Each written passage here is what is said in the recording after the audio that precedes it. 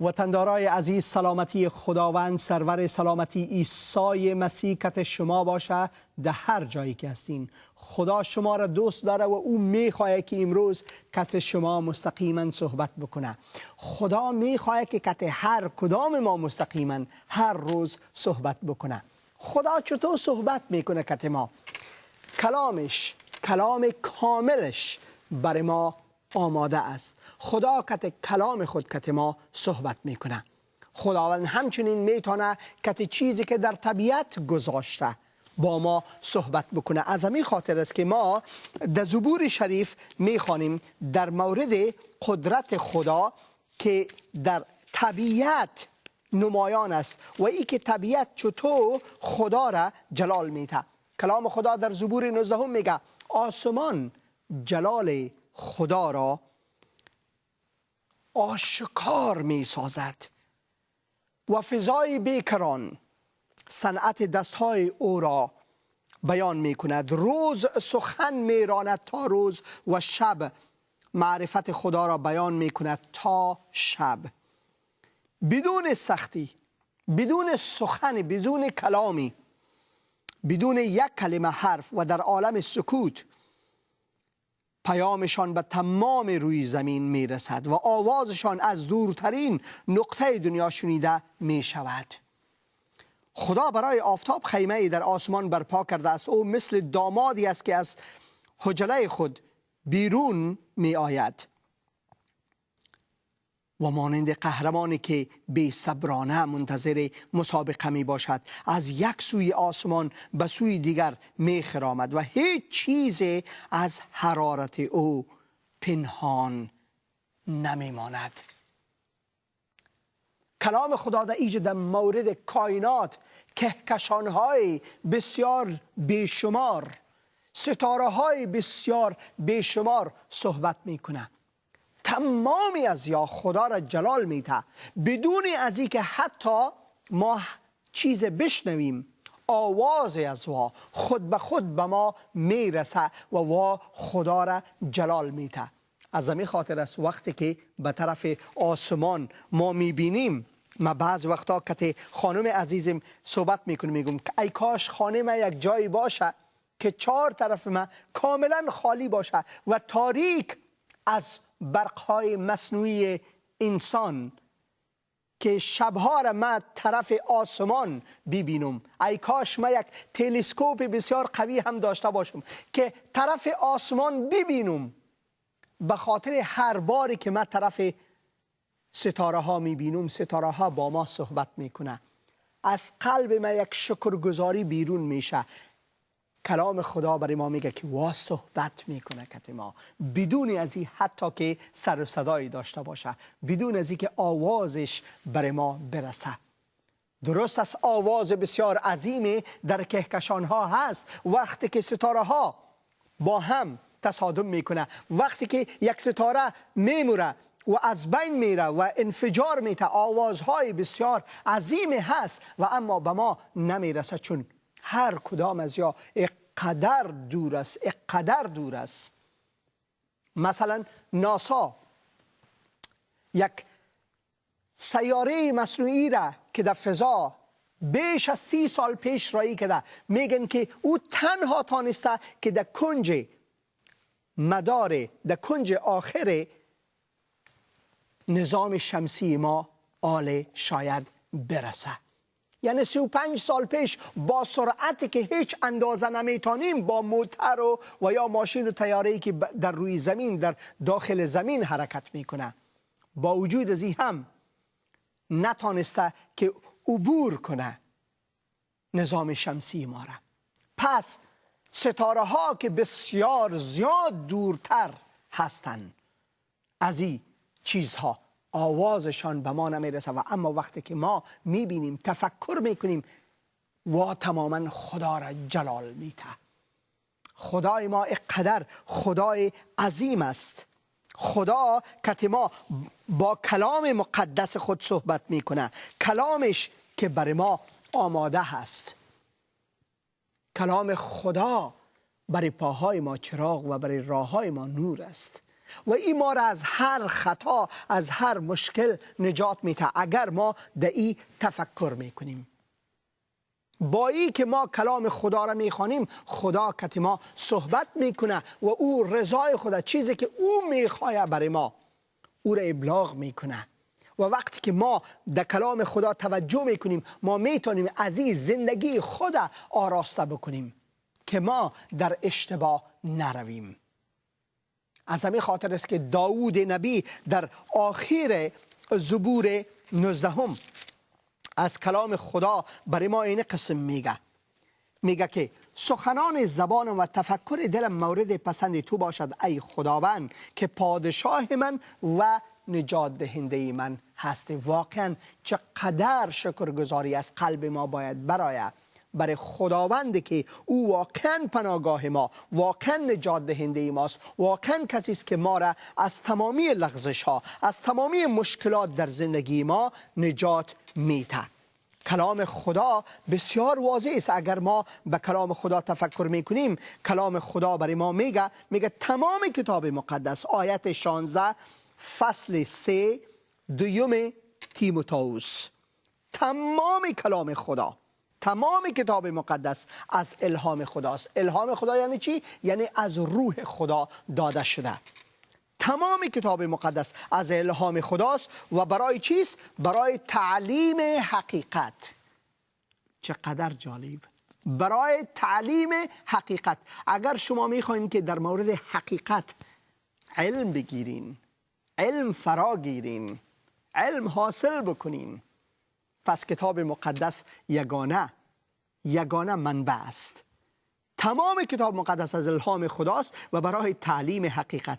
سرزنش خطا، بله، سرزنش به این ترتیب نه که یک چکش بالای ما بخوره، در سر ما بخوره و یا یک شلاق بخوریم و یا اگر از ما یک اشتباه صورت بگیره کسی ما را بیایه بکشه و یا انتحاری بکنه و غیره. نه، به او ترتیب نه.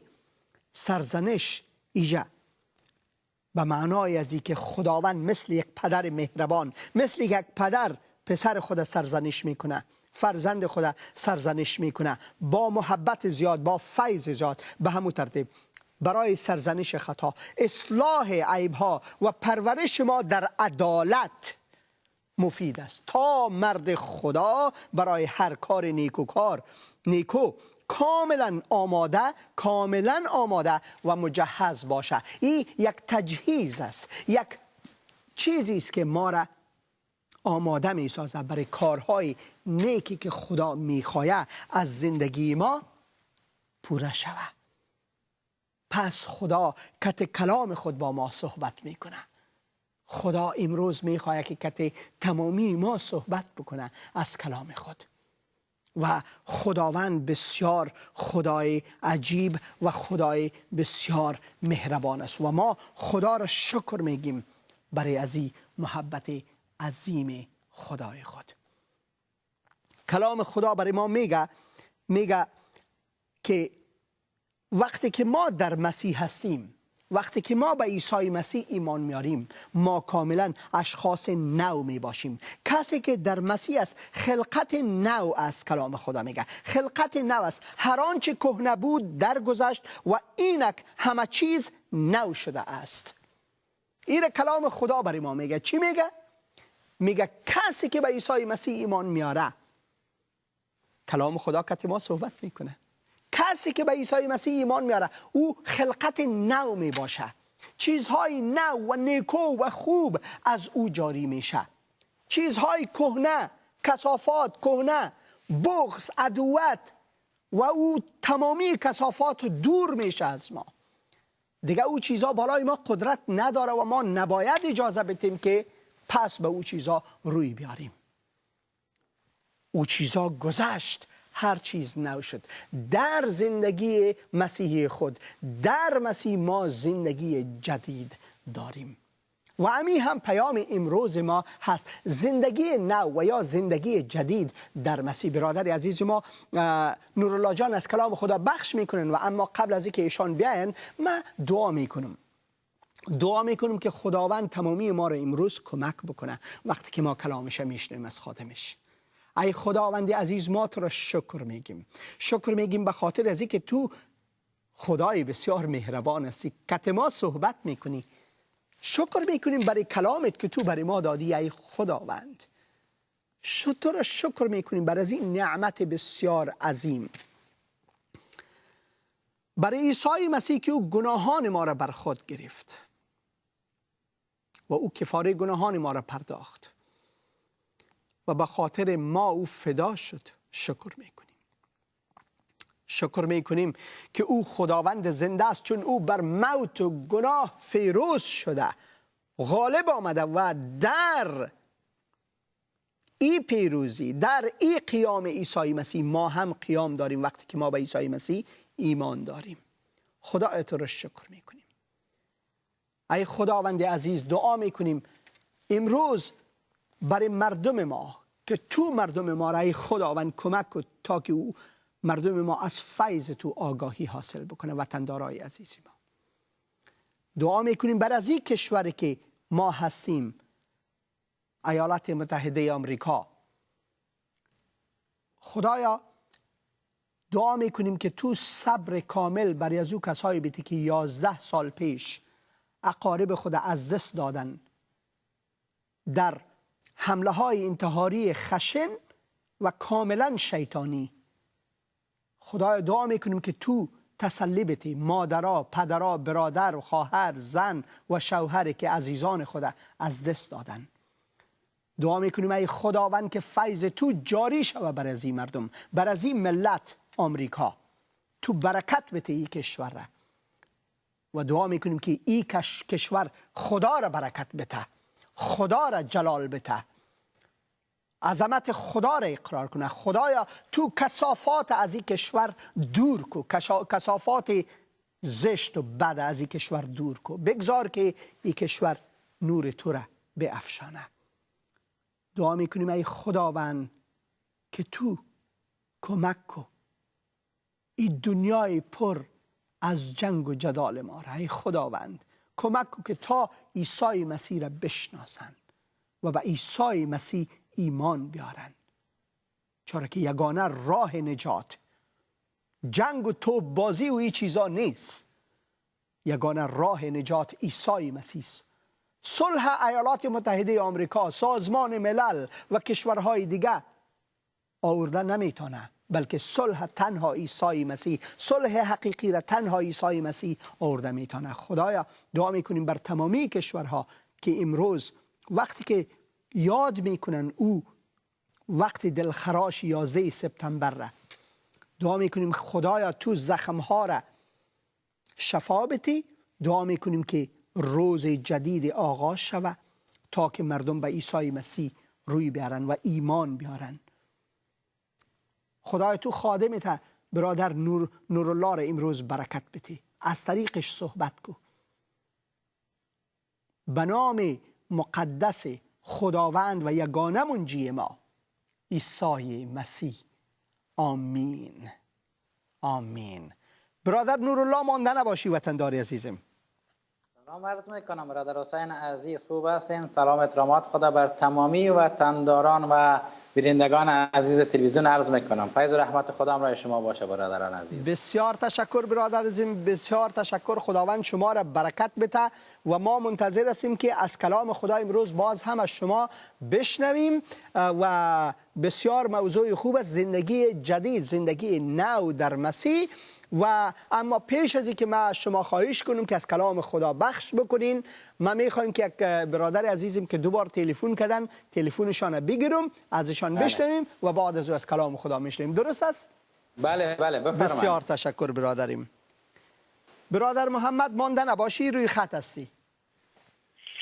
سلام خسته نباشی. سلام سیف، خوب بخیر هستین محمد جان؟ خدا را شکر که باقی صدای شنیدیم حسین آقا. خدا را شکر، خدا را شکر. ما در دعا هستیم برای شما برادر عزیزم. بفرمایین، چیزی گفتنی داشتین؟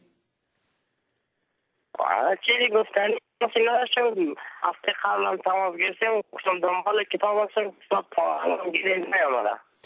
دعا میکنیم که خداوند در وقت معین خود براتان کلامش مهیا بکنه. و اما ما تشویق میکنیم برادر عزیزم که این برنامه ها را تعقیب بکنین و کلام خدا را شما از طریق از این برنامه ها هم میتونین که فرا بگیرین، چون خوبی از این برنامه است که ما از کلام خدا موضوعاتی را میگیریم که بسیار واضح تر میشه حصه های کلام خدا. درست از کلام خدا را داشتن بسیار بهتر از این برنامه است، به خاطر از اینکه کلام خدا کلام خداست و کلام خدا را وقتی که دارین شما میتونین از اولش تا آخر را سرش غور کنین. و اما ما تشویق میکنیم که برنامه ها را تعقیب بکنین و خدا را شکر میکنیم بر شما برادر عزیزم. بسیار تشکر از تلفنتان. برادر نورالله بفرمایین خداوند در قلبتان چه گذاشته و میخوایم بشنویم. آمین آمین. خدا را شکر میکنم برای سه شنبه دیگه که پدر آسمانی مهلت داد و آماده کرد امروز که تا در حضور از او باشه. خدا را شکر. امیر رقمی که شما گفتین حسین جان عزیز که زندگی نو در جدید، زندگی جدید و زندگی نو در عیسی مسیح. بله، وقتی که آدم به عیسی مسیح ایمان میاره زندگی جدید میگیره، اما پیش از اینکه به عیسی مسیح ایمان بیاره کلام خدا چیز دیگر به ما میگه و ما میخوام روی از این موضوع با قرائت از این آیه شروع بکنم. کوتاه صحبتایی که در رابطه با این موضوع است. ما در کتاب رومیان باب 3 آیه 23 میخوانیم که همه گناه کردن و از جلال خدا کم آمدن. بله. وقتی که این کلام را ما میخوانیم، وقتی که این آیه را میخوانیم و این نتیجه میرسیم که تمام انسان ها گناه کردن و از جلال خدا کم آمدن. پس چطور میتونیم که در زندگی جدید عیسی مسیح وارد شویم اگر همگی گناه کردیم، اگر همه دارای گناه هستیم، همه گناهکار هستیم، همه انسان ها در این زمین؟ پس کلام خدا برای ما بسیار واضح در این رابطه صحبت کرده و گفته و ما را نشان میده راه حل این موضوع را که چطور از گناهان نجات پیدا بکنیم و چطور وارد زندگی جدید شویم. و کلام خدا دوستان عزیز در این رابطه با ما دو تا باغ را نشان میده و ما در خواندن کلام خدا با دو تا باغ آشنا میشیم در کلام خدا که باغ عدن و باغ گتسمانی است.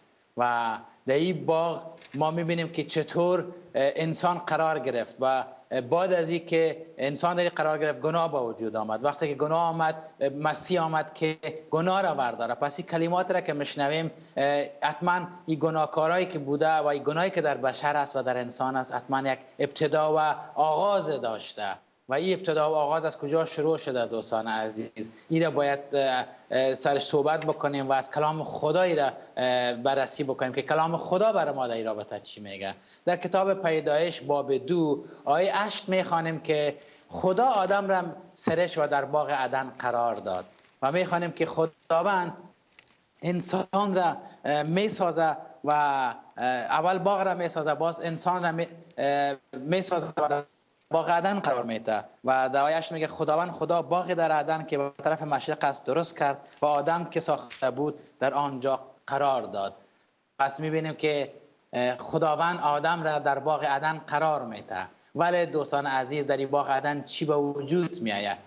نتیجه کار چی میشه در این باغ؟ آیا آدم تا آخر در باغ عدن قرار میگیره؟ آیا میمونه در اونجا ماندگار میشه تا ابد؟ چرا خدا با محبت الهیش وقتی که انسان در خلق میکنه میخواد که در او ابدیت با او باشه و او در باغ عدن قرار میده و میگه که در حیات خدا باشه؟ اما کوتاه صحبت اترو بگویم که دوستان عزیز در این باغ آدم یا انسان اول یا آدم اول همون آدم گناه میکنه و گناه وارد زمین میشه، گناه وارد بشریت میشه و گناه در ذات انسان قرار میگیره و تمام بشریت از گناه پر میشن. و ما چون اولاد آدم هستیم و نسل آدم هستیم و از آدم و حوا شروع تا به امروز هر انسانی که به دنیا میاد با گناه به دنیا میآید. چرا گناه در آدم اول در عدن به وجود آمد. و ای که ما آیه قبل خواندیم که همه گناه کردن و از جلال خدا کم آمدن، امی از دوستان عزیز که همه یعنی از اول از آدم و حوا شروع تا به امروز هر انسان گناه کرده. واقعا هر انسان گناهکار است. با اجازه برادر یک تلفن میگیریم از راه دور آمده. بفرمایید. حمید جان روی خط هستین، بفرمایین. در تلویزیون افغان آواز مسیح زنگ زدین. بسیار تشکر. خوب بخیر هستین؟ حسین آقا ما خوبی جانگی جان خیره. بسیار حسین آقا ما میخواستیم امروز شما مثلا دعای توبه با همسر خوب بخونیم.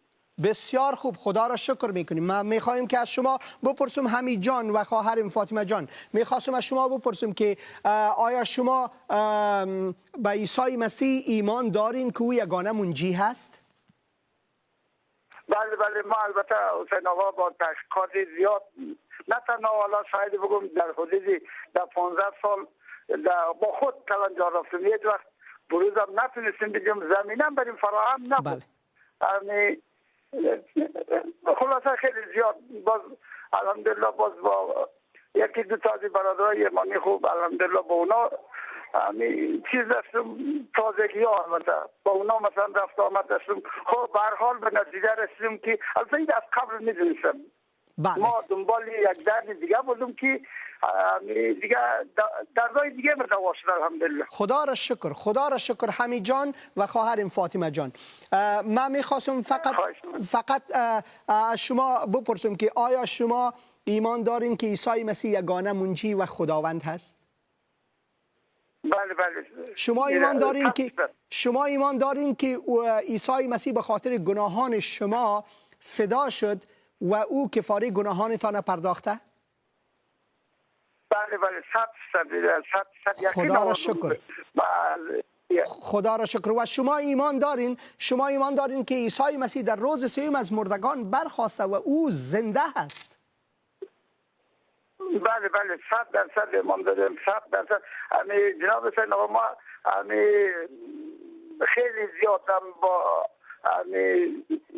نمیدونم چه رقمی بگم که با خیلی از کسان سری کار نداشتم و زمینم طوری فراهم نیه که مثلا تحقیقات باشم خیلی زیاد آگاهی همین که شخصا و خودم خانواده ما همیره که ایمان آوردیم 100% که مثلا اون چیزی که ما در اسلام مثلا حضرت مسیح می‌رسید خیلی بیشتر از این و کلانتر از این بود. بله بله. قبلا یقین داشتم. بله، خدا را شکر. پس دعا میکنیم از پشت ما تکرار کنین. خواهر ما فاطمه جان، شما هم خدا را شکر میکنیم برای شما، خدا را شکر میکنیم برای حمید جان برادر عزیزم. از پشت ما تکرار بکنین، ما اینی دعا را میکنیم. بگین خداوند تو را شکر، خداوند تو را شکر به خاطر محبتت، به خاطر محبتت. ای خداوند تو را شکر به خاطر از اینکه عیسی مسیح را فرستادی. آمین. من تلفن متوجه نشدم. تلویزیون قطع کردم. بله بله، فرق نداره، تلویزیون قطع بکنین، فقط تکرار بکنین دعا را. بگین خدایا شکر که عیسی مسیح را فرستادی. خدایا شکر که عیسی مسیح را فرستادی. مسیح را فرستادی. خدایا ما امروز اقرار میکنم که من گناهکار هستم. ما گناهکار هستیم و ما نیاز به بخشش گناهان از طریق عیسی مسیح دارم.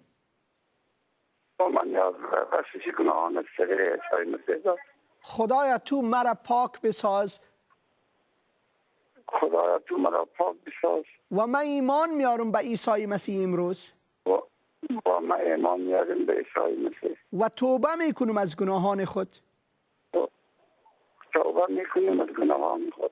و عیسی مسیح را در قلب خود به حیث خداوند و یگانه منجی میپذیرم. و عیسی مسیح را در قلب خود به حیث خداوند و یگانه منجی میپذیرم. به نام عیسی مسیح خداوند. آمین. خداوند. آمین. آمین. خداوند خدا را شکر. هللویا. خداوند امروز فرزندای نوی در آسمان داره. حمید جان، فاطمه جان، خواهر عزیزم، برادر عزیزم، خداوند فرزندان نوی در مسیح امروز داده و مبارک باشه. و من کوشش میکنم بعد از برنامه باز هم کتان تماس بگیرم. بازم حسین آقا ما همیشه دعا کنم، متاز دعای شما هستم حتما که داخل مثلا رای برای ما هموارتر بسازه. آمین آمین. من بعد از برنامه حتما کتان تماس میگیرم برادر عزیزم اگر تلفنتان کتی ما ثبت شده بود. بسیار تشکر. تشکر. خداوند شما را برکت بده و باز هم تبریک باشه، 100 بار 1000 بار تبریک باشه به شما زندگی نو در مسیح. خدا را شکر. تشکر، خیلی ممنون. از طرف من خواهر مرم سلام میگی، خانواده را سلام میگین. خداوند شما را برکت بده. آمین. خدا را شکر میکنیم. امروز موضوع ما بسیار موضوع خوب، زندگی نو در مسیح، و واقعا یک برادر و یک خواهر ما زندگی نو در مسیح دارن، بلکه خانوادهشان هم من ایمان دارم زندگی نو در مسیح دارن. خدا را شکر میکنیم بر از زندگی نوی که خداوند برشان داده. هللویا، خدا را شکر. برادر عزیزم نورالله جان، خدا را شکر میکنیم. یک فرزند دیگه در خداوند اضافه شد. هللویا هللویا. مخلوق دیگه از آمین. خدا است، از چنگال شریر و شیطان آزاد شد. آمین. این زندگی جدید خدا را شکر. خداوند آغاز کرد. خدا را شکر. دوستان عزیز، در رابطه با این که گفتیم خداوند انسان را، آدم را ساخت، سرش و در باغ عدن قرار داد، اما ایران باید بفهمیم عزیزان من که خدا انسان بدون گناه سرش، بدون گناه خلق کرد و او را در باغ عدن قرار داد. کلام خدا در باب 2 آیه 15 بسیار خوب برای ما میگه که خداوند وقتی که انسان را میسازه و از میسرش و در باغ عدن جا میته، میگه سپس خدا آدم را در باغ عدن جا داد تا در آن زراعت کند و از آن نگهداری نماید. پس ما چقدر ارزش داریم در حضور خدا که ما را به خاطر نگهداری بهشت خودش ما را قرار بده و او را مسئولیت بده بر ما. اما دوستان عزیز، اینجا باز آیه اول خدمت شما بگویم که میگه همه گناه کردن و از جلال خدا افتادن. پس این گناه وارد شد. این داستانش باشه برای بعدن اگر برادر حسین خواستن در سر این موضوع صحبت بکنن که چطور توسط چی و این گناه وارد شد در آدم و در جهان، از توسط آدم در جهان وارد شد تا با امروز ادامه داره و جریان داره. دوستان عزیز، ما گناه میکنیم به خاطر که گناهکار هستیم، نه که به خاطر که گناه میکنیم گناهکار هستیم. کلام خدا بر ما نمیگه چون من کار خراب میکنم گناهکار هستم، نه، بلکه میگه من چون گناهکار هستم گناه میکنم. پس این گناه و این گناهکار شدن و این که همه گناه کردن از حضور خدا به دور افتادن، پس راه حلش چی است؟ و در اینجا ما کلام خدا برای ما واضح میگه در کتاب پیدایش در این باب 3 آیه 23 برای ما خداوند میگه، در کلامش میگه که خداوند بعد از این آدم را از باغ عدن بیرون کرد و گفت برو با بازوی خودت کشت زره بکو. و خداوند وقت میبینه که خدا انسان از باغ عدن دور میکنه و اینجاست دوستان عزیز که گناه تا به امروز جریان داره در زمین. اما دوستان خوبی در چی است؟ زیبایی خدا در چی است؟ و محبت خدا را ما اینجا میبینیم که خدا هیچ وقت این دوری را نمیماند تا آخر و نمیخواهد که این گناه تا آخر در جهان در انسان باقی بانه. راه حل را درست میکنه. راه حلش برای ما چی است؟ راه حلی کار چی است که ما پس ای همه که گناه کردن این همه را از گناه آزاد بکنیم و همه آزاد شوند و همه در حضور خدا قرار بگیرن و در بهشت خدا قرار بگیرن. هللویا. و چطور راه حلش دوستان باز خداوند برای ما بسیار زیبا در کلام خودش میگه. همونطور که در کتاب رومیان باب 5 آیه 12 میگه که گناه با واسطه یک آدم به جهان وارد شد، در نتیجه این گناه مرگ به وجود آمد و چون همه گناه کردن مرگ را در بر گرفتن. اما این مرگ ابدی را دوستان عزیز کلام خدا میگه که برای ما در عیسی مسیح به ابدیت و حیات تبدیل کرد. و خداوند میگه جهان را آنقدر محبت نمود، آنقدر دوست داره، همین انسان مخلوق خودش آنقدر دوست داره که یگانه فرزندش داد تا با او هر کس ایمان بیاره حیات به دست بیاره. حیات به دست بیاره. باغ جسمانی میشه دوستان. آمین. و ما اگر کتاب مقدس دارین در کتاب انجیل یوحنا باب 18 مراجعه بکنین میبینین که چطور زمانی که مسیح میره که این عدن از دست رفته را دوباره به ما به دست بیاره، میره که این گناهان ما را ورداره و این مرگ را به حیات تبدیل بکنه. اینجا یک پلان میکنه خداوند و شروع میکنه. از اینجا آغاز میشه، آغاز نجات از گناهان. اینجا عزیزان وقتی که خدا از ابتدای خلقتی را در نظر داشت و پلان کرده بود در اون باغ عدن که برای شریر گفته بود که از نسل امی انسان کسی میگه که سرت را بکوبه و اینجا پلان عملی میشه، عمل شروع میشه در اینجا. و در این باغ جسمانی میبینیم که مسیح با شاگردانش کلام میخوانیم که میره و اونجا بر شاگردانش میگه که بیدار باشه، بیاین بریم با هم دعا بکنیم چون لحظات بسیار سخت را سپری میکنم. دوستان راه حلش اینجا شروع میشه و باغ گتسمانی راه رفتن به صلیب را آماده میکنه. اینجاست که عیسی مسیح که جسم پوشیده آمده به زمین، اینجاست که خدای قادر مطلق، اینجاست که قدوس آسمان جسم انسانی خود را میپوشه و میاد در زمین تا او عدن از رفته ما و تو را، تا او گناهانی که در ما تو از دوست عزیز او را به خودش بگیره و ما تو را از او آزاد بکنه. آمین آمین آمین. برادر عزیزم واقعا چقدر خوبه. متاسفانه تلفن از بسیار رای دور میگیریم، منتظر هستن برادر هادی تلفن کردن، ازشان میگیریم و باز از شما میشیم. برادر عزیزم هادی جان مانده نباشین وطندار. سلام علیکم. سلام علیکم صاحب، خوب بخیر هستین؟ خانواده خوب هستین؟ شما خوب هستین؟ شکر سلامت باشین. شما خوب هستین؟ خدا را شکر برادریم. من همیشه در دعا هستم برای شما. خدا به همه همکارانتون برکت بده.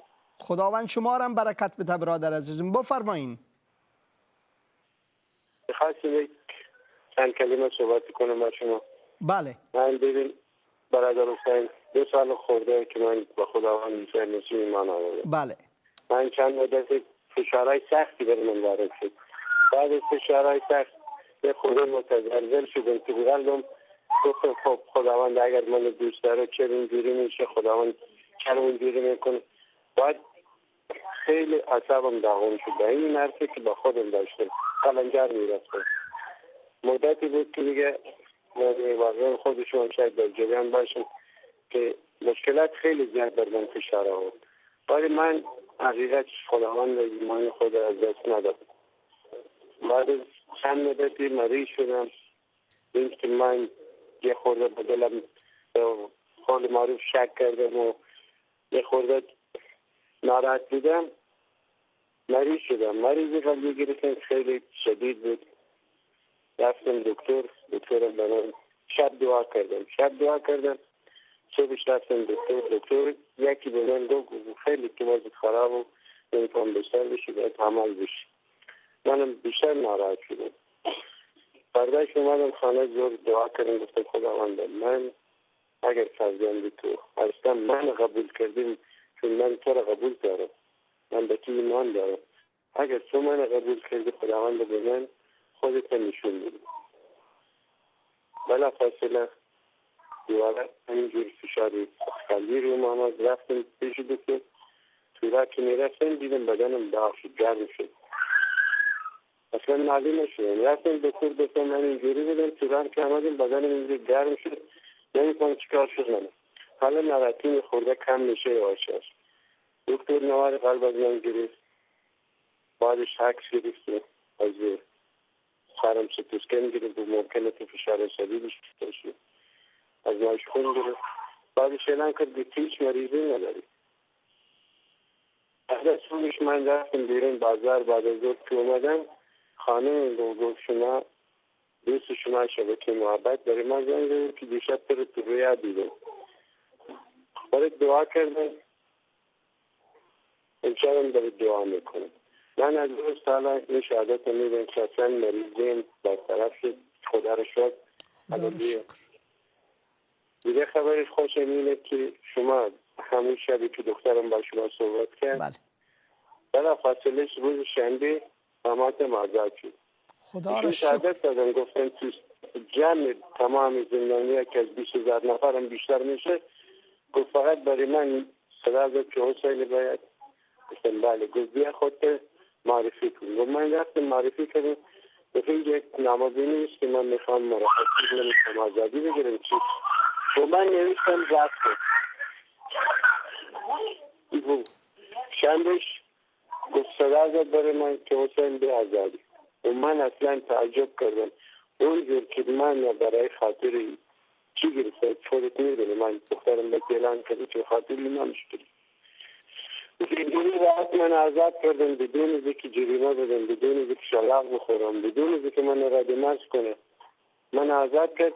اون خودشان پدر شاه عبدالعزیز من رسانده نشون تهران زندانی. این از خدا را شکر. بعد از حقیقتش میخواستم برم بازار، همین 1 ساعت جلوتر برم زنگ زد. من با ایشون که زمان ایماندار شدم تا حالا 1 سال خورده با صحبت کردم. شب به من گفت فلان که من میخوام ایماندارم بشم با خانواده. خب قبلا هم قبول کرده بودم، میخوام کلم رسما دعای نجات برم بخونم. بعد من بهش گفتم که من این مجده خوب به برادر سر میدم چون متوسط ایشون ایماندار شد و ایشون هم میخوام براتون از شرکی محبت زنگ میزنم دعای نجات بخونم. خدا را دیگه شکر. ما به نوع از مزاحم اوقاتش نشدیم دیگه. وقت شما رو نمیدیم دیگه، برادرم پشت تلفن این خبر خوش دارم که ایشون اعلان کنه من با خانواده‌اش حساب گفتن که ما عیسی مسیح قبول کردیم و بخوایم بهش کاملا ایمان بیاریم. خدا را شکر. شما رو تلفنش من به برنامه شما میدم، شما برش زنگ بزنید حتما باش صحبت کنید، دعای نجات خود شما برش بخونید. حتما میخوانیم. حتما برادر عزیزم، بسیار تشکر از تلفنتان و بسیار تشکر از این شهادتی که دادین و خدا را شکر میکنیم. خدا را شکر میکنیم برای شما. بازم برای ما هم در دعا باشین همیشه برادر عادی. خداوند شما را برکت بده و خانواده تان برکت بده و خانواده را از طرف ما سلام میگین. حتما خدا حافظتان. خدا را شکر میکنیم. خدا را شکر میکنیم برای از این گواهی هایی که هر روز ما میشنویم. ما در 1 ماه گذشته با 5 قسم برادر عزیز ما در تلفن صحبت کردیم و ایشان تمامیشان به عیسی مسیح ایمان آوردن و از گناهان خود توبه کردن و خدا را شکر میکنیم که خدا هر روز در ملکوت خود مردم افغانستان اضافه میکنه، مردم ایران اضافه میکنه، مردم تاجیکستان اضافه میکنه. خدا را شکر میکنیم که اینقدر تعداد ایماندارای مسیحیان افغان اینقدر زیاد شده و هر روز هم زیادتر شده با وجود سختی ها و مشکلات و زندان و مریضی و شکنجه و با وجود از این چیزها زیادتر شده میره. بسیار جالب است. کلام خدا برای ما ایره بسیار واضح میگه. کلام خدا بسیار واضح میکنه ایره برای ما. واضح میکنه که در شکنجه، در ای که مسیحی ها در زندان میفتن، قدرت مسیح زیادتر نمایان میشه. آمین. قدرت خدا زیادتر نمایان میشه و خدا با حکمت خود کار میکنه. شکنجه، درد و مشکل و رنج و عذاب و زندانی و شلاق و حتی به دار آویختن باعث از این شده نمیتونه که قدرت مسیح را ایستاد کنه. نه، مردم به عیسی مسیح ایمان میارن. خدا را شکر میکنیم. ما میخوایم بگیم گله گله ایمان بیارن. کلمه گله گله را از خاطر استفاده میکنم که عیسی مسیح میگه که کسانی که مؤمنین ما هستن گوسفندان ما هستن و او شبان نیکوی ما هست. خدا را شکر میکنیم. برادر نورالله. بله، خدا را شکر به شبان نیکو و زنده که داریم. خدا را شکر. بله، همونطور که در جریان صحبت خدمت دوستان گفتم که مسیح حیات از دست رفته از عدن گرفت. دوستان، عدن نیست، عدن رفت، باقی نمانده، ولی حیات باقی است. اما عیسی مسیح زنده است. عیسی مسیح ابدی است و زمانی که توبه میکنی از گناهانت نجات به دست میاری، در حیات خدا سهیم میشی. پس ببینید که این حیاتی که ما تو دوست عزیز به دست آورده میاریم، این مفت مجانی نبوده، این ساده و راحت نبوده. دوستان عزیز من، ببین کلام خدا چی میگه بر ما. کلام خدا میگه که در 38 میگه و به آنها گفت جان من از شدت غم نزدیک به مرگ است، شما در اینجا بمانید و با من بیدار باشید و من دعا میکنم. ببینید مسیح، دوستان عزیز، عیسی مسیح خدای آسمان و زمین میایه به خاطر ما و تو جسم انسانی باشه و میره او درد و رنج را قبول میکنه. دوست عزیز، ببین یک انسانی که در جسم انسانی پوست و گوشت و استخوان داره، میره به او صدها تا شاید کمتر زیادتر من نمیفهم چند تا شلاق میخوره در بدنش، زخمی میشه، خون از بدنش میاد، پاره پاره میشه، تاج خار در سرش میذارن و لط کوبش میکنن، لاب دهن به صورتش میپاشن و او را به حرمتش میسازن، به احترامش میکنن، هزاران هزار درد را وارد بدنش میکنن با چیز لط کوبهای فجی، به حالت بسیار فجی، بسیار ناجوان مردانه. ولی دوستان عزیز ببین که تمام این جردها را عیسی مسیح به جان میخره، به خاطر ما و توی کار میکنه، به خاطر از اینکه ما و تو دوست خدا شویم، به خاطر از او که حیاتی که از دست رفته بود دادن او را پس در دست بیاریم. دوست عزیز به خاطر از این کار مسیح میکنه. وقتی که مسیح تمام این راه را میره و کلید آسمان در صلیبش برای ما و تو میده و راه آسمان برای ما تو باز میکنه، آماده میسازه که بریم، او را به جان خودش، به خون خودش میخره. و این ارزش داره خدای ازلی و ابدی که ما تو در حضورش زانو بزنیم و او را بستاییم و او را پرستش بکنیم. آمین. دوست عزیز، پس نقش ما تو در این رابطه چی است؟ هموطن عزیز من، نقش ما تو در این رابطه چی است؟ چی باید بکنیم؟ بسیار ساده است. مثل همون دوست ما که همراه برادر حسین اینجا دعای توبه کرد. فقط توبه بکن از گناهانت و بگو که خداوند من باور دارم که انسان گناهکار هستم و من باور دارم، ایمان دارم که تو من از گناهان نجات میدی. آمین. پس به این قدر تو نجات پیدا میکنی و وارد ملکوت میشی. بله. واقعا. و باور میکنی که هیچ چیز دیگه در آسمان زمین نیست که تو را نجات بده. نه رفتار و نه اعمال، نه شمشیر و نه بوکس و نه فحش و نه دشمنی و کدورت، بلکه محبت آسمان ما تو را نجات میده. بله. آمین. آمین. برادر عزیزم بسیار میبخشین، قاسم جان از سویدن تلفن کرده بودن، تلفنشان قطع شد و بعد از او برادر علی از تلفن کرده بودن، از ایشان هم قطع شد. یک برادر علی دیگه هستن تلفن کردن و خدا را شکر میکنیم از سویدن، از ایشان تلفنشان میگیریم. برادر علی مانده نباشی، وطندار عزیزم روی خط هستین. الو. سلام علیکم برادر حسین. سلام علیکم صاحب، خوب بخیر هستین؟ جور هستین؟ حال شما خوبه؟ سلامتین؟ خدا را شکر. بفرمایین برادریم. من از سویدن در تماس هستم، نام ملیس از برادر افغان هستم. خدا را شکر میکنم وطندار عزیزم. بفرمایین چیزی گفتنی داشتین؟ من از برنامه خوب شما بسیار سپاسگزار هستم و من یک از ایماندارای تازه هستم که ایمان آوردم و شما تقاضا دارم که برای من یک دعا کنین که به یک سری مشکلات گیر کردیم و ما حل شود. حتما برادر عزیزم دعا میکنیم، حتما دعا میکنیم و ما دعا میکنیم و از برادرها و خورای دیگه هم خواهش میکنیم که برتان دعا بکنن علی جان، و ما کوشش میکنیم که بعداً که شما هم تماس بگیریم، اما حتما دعا میکنیم برادر عزیزم. دعا میکنیم برادرها و خورای عزیزم. شما شنیدین از برادر علی، نو ایمان هستن و اما مشکلات ها دارن. ما همه مهاجرین هستیم و مشکلات داریم همه ما، و اما خداوند مددگار ماست، حتی در مشکلات ما، حتی در تنگی، حتی در سختی ها او مددگار ماست. در کلام خدا میخوانیم که حتی اگر از وادی سایه موت هم راه روم، از بدی نمیترسم، زیرا تو با من هستی، عصا و چوب دستی تو مرا تسلی میدهد. ایره ما از کلام مقدس خدا میخوانیم. زبور 23 برای ما ایره میگه خداوند شبان من است، محتاج به هیچ چیزی نیستم. واقعا حتی اگر ما از سختی ها عبور میکنیم، هنگام عبور از دره تاریک مرگ از بدی نمیترسیم. چرا که تو ای خداوند همراه ما هستی، عصا و چوب دستی تو ما را تسلی میده.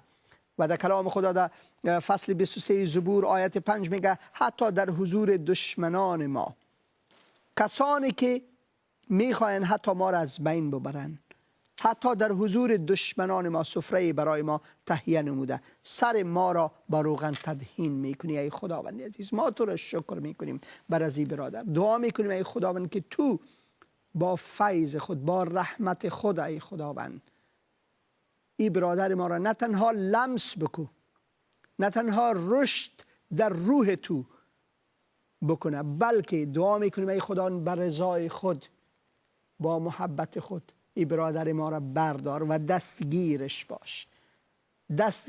باش وقتی که در حلقه مشکلات هست. ای خداوند عزیز، دعا میکنیم که برادر ما را کمک بکن. به نام عیسی مسیح خداوند، به نام عیسی مسیح خداوند. دعا میکنیم که برادر علی را کمک کو در زندگیش و هر مشکلاتی که داره، به نام عیسی مسیح آمین. برادر علی. الو. بله برادر عزیزم، ما دعا کردیم برای و خدا را شکر میکنیم. تشکر. سلام برادر حسین. سلام برادر عزیزم. خوب هستی برادر حسین؟ خدا را شکر. شما ببخشین بین شما برادر علی و برادر علی دیگه اینجا مشکلات شد. خدا را شکر میکنیم. بفرمایین علی جان. سلام عرض میکنم خدمت شما برادر حسین، همچنان خدمت کارکنان کانال محبت و خیلی خوشحال هستم که یک روز دیگه این موقعیت فراهم شد که ما بتونم با شما گپ بزنم. آمین برادر عزیزم، آمین. خدا را شکر میکنیم. بفرمایین برادر عزیزم. و خدا را شکر میکنم با در وجودش که اینقدر محبتش امروز بین ملت ما آورده. ما میبینیم که برادرای زنگ میزنه و ایمان میاره به عیسی مسیح خداوند. آمین. واقعا خیلی خوش میشم. همچنان شنیدم که برادر هادی مشکل داشتن. واقعا امروز ما همه ما مشکل داریم، اما خداوند شکر میکنیم به وجودش که اینقدر مهرش به دل ما آورده و ما را روز به روز نجات میده. چند روز پیش در اسکایپ یک موضوع نوشته بودن که یادداشت کردم، میخوایم برای شما بخوانم. میره بفرمایید برادر عزیزم. صلیب سمبل است رنج، سختی و شرمندگی. همچنان صلیب عیسی مسیح سمبل است مقاومت، پیروزی، مهرورزی. عیسی مسیح به ما این اجازه را داد که خدای خود را پدر صدا کنیم.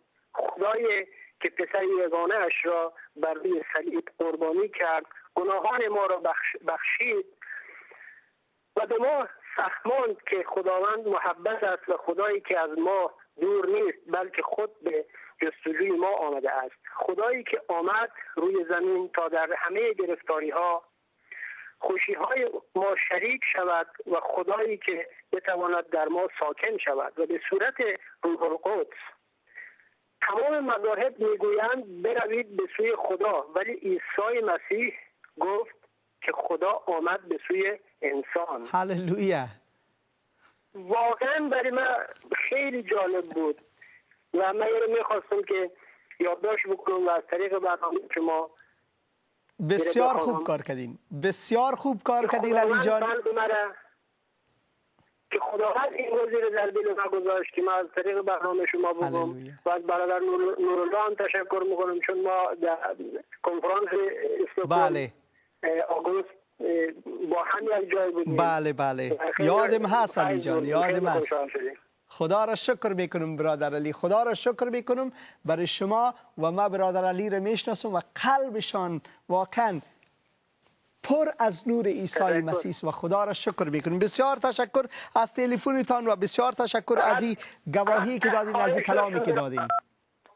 فقط یک خواهش داشتم از تمام مؤمنان، خواهش دارم که دعا کنن برای ما و برادر رامین. حتما دعا میکنیم. برای ما و برادر رامین دعا کنن، چون ما و برادر رامین در بازداشتگاه مهاجرت هستیم. حتما دعا میکنیم، حتما براتون دعا میکنیم علی جان. و رامین جان هم از طرف ما بگین دعا میکنیم. رامین جان هم تلفنشان هست و میگیریم تلفنشان، اگر همون رامین جان باشه که شما صحبت میکنین و حتما دعا میکنیم. کنفرانس استکهلم با هم بودیم. ما آردی ما را گرفته در بازداشتگاه اداره مهاجرت هستیم. حتما دعا میکنیم برتان، حتما. بسیار تشکر علی جان، حتما برتان دعا میکنیم و خداوند شما را برکت بده. از رامین جان میشنویم. برادر رامین، مانده نباشی وطندار عزیزم. الو حسین دری هستم؟ بله صاحب، بفرمایین. سلام علیکم. سال اول مودی سبیتونه مشری څنګه یې وروره؟ جوړ په خیر ښه؟ ډیره مننه. ډیره مننه. تاسو څنګه یاست؟ سبیتونه مشری نورالله جان شری؟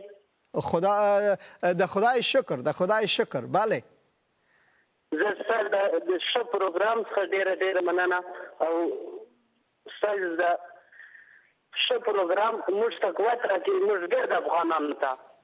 زه نه تنها ډېر افغانان، ستاسو ډېر افغانانو ګران یاست او مشکل هستم تاسو ته تلیفون وکړئ متاسفانه تاسو تلیفون روغ نسل مشته نو نن ما غوښتل چې تاسو سره نن خبره وکړم او موږ ته تاسو دعا وکړئ ما صرف غوښتنه تاسو څخه دغه دی حتما پر خدای جلال اوسه، پر خدای جلال اوسه، خدای پاک جلال اوسه. حتما دعا میکنیم رامین جان، حتما برتان دعا میکنیم. خداوند مهربان است و حتما ما برتان دعا میکنیم و دعا میکنیم که خداوند هر مشکلی که شما دارین مشکلتان حل شود و ما دعا میکنیم که خداوند کمک کنه در این زمین. برادر عزیزم حتما دعا میکنیم ای خداوند عزیز، ما دعا میکنیم برای برادر ما علی، برای برادر ما رامین در مهاجرت هستن. ای خداوند، ای خدای عزیز، ما شکر میکنیم وقتی که تو به خواهش خود آمدی در دنیای ما. ای خداوند عزیز، وقتی که یک طفل بودی ای خداوند، طفل انسانی شدی، تو هم به مهاجرت رفتی ای خداوند، در مصر مهاجر شدی و هیچ کسی نمیتونه که بگه عیسی مسیح دردهای مرا نمیفهمه، چون عیسی مسیح میفهمه. او شلاق خورد و ما شلاق نخوردیم، او مصلوب شد و ما مصلوب نشدیم، او به خاطر گناهان تمامی مرد فدا شد و ما نشدیم. درد مسیح بسیار عظیم‌تر است و اما ای خداوند ما انسان هستیم، کمزور هستیم. برادر رامین پیش روی تو میاریم، پیش تخت تو میاریم ای برادر، ای خداوند عزیز. برادر علی را پیش تخت پر از محبت تو میاریم ای خداوند. تو کمک فرما، تو کمک و ای خداوند، تو ای خداوند در قلب‌های از او افسرایی که پرونده هایشان در دستشان است ای خداوند، در قلب‌های از او فیض خدا به خاطر برادر عزیزم علی جان و رامین جان بنداز.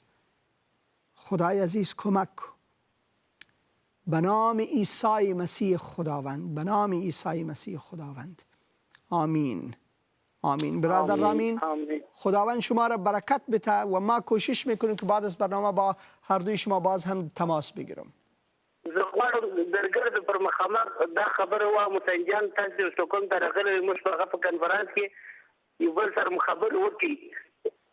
هغه ورځ خبات زما پر ژوند کې ډېر تغییرات راغلي. خدا را شکر. خدا را شکر. اول تغییر دا چې زما هر مؤمن، هر عیسوي، هر افغان که د هر ځای څخه نه باید خپل دین او مذهب پټ کړي.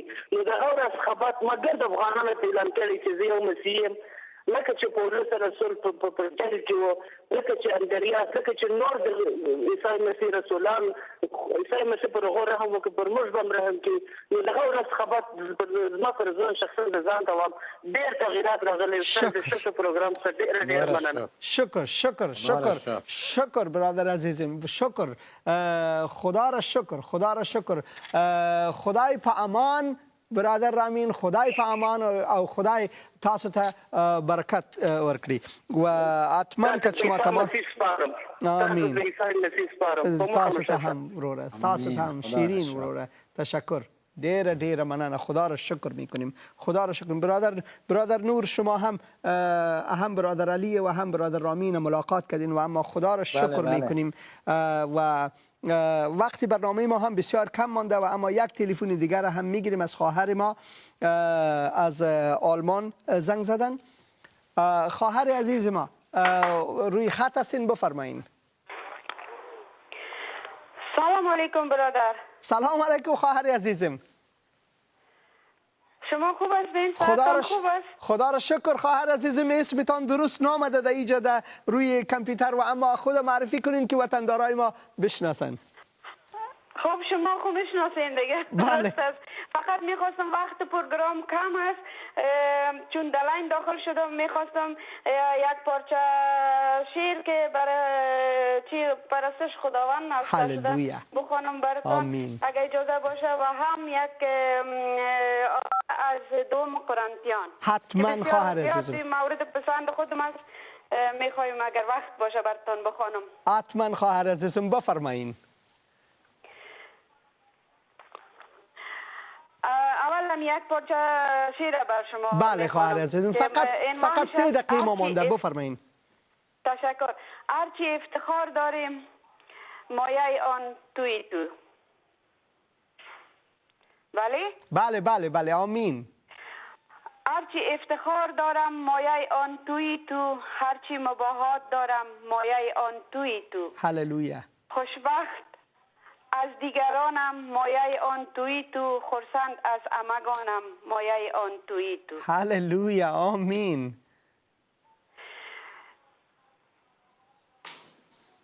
روی ما بزرگ شد، تن ما سبک شد، آری شدیم از گناه، شریر در ما عاجز شد، مایه آن توی تو، مایه آن توی تو.